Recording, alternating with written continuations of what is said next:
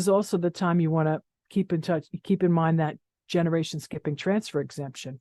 On the gift tax return, you want to keep in touch, you want to make sure, if certain allocations are made. Sometimes they're automatically made.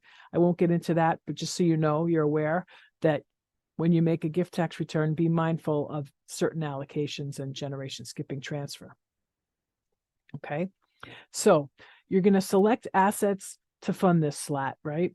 You maybe, like I mentioned, you have business assets, you can leverage discounts for valuation, but be mindful that you want to leave enough assets outside the trust to pay those taxes. You want to make sure that the cash flow works, because you don't want to overstuff this trust and then the grantor has no assets to live, right?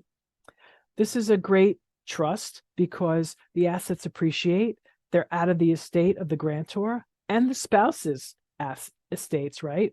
And it's income tax efficient, meaning you get that tax burn. The grantor is paying the tax, so their assets are being depleted. The trust is growing, so everything is good. Everybody's happy.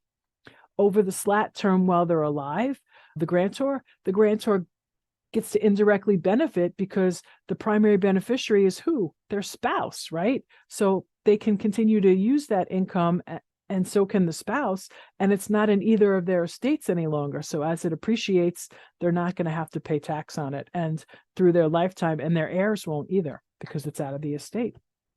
You may want to automatically distribute income to the spouse. You may want to say the principal at the trustee's discretion could come out for that health, education, maintenance, and support, or another standard. You can tailor this trust.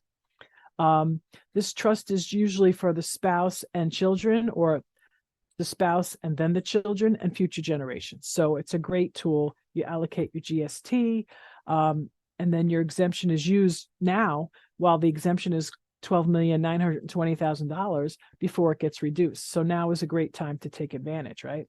Because you want to consider the magnitude of the tax. What if you didn't use this opportunity and then the assets aren't gifted and they remain in the estate? And then what happens if the tax rates go up? Right now, they're 40 is the top rate. There was legislation that they were going to raise the rate to 50%, right? So you don't want that to happen.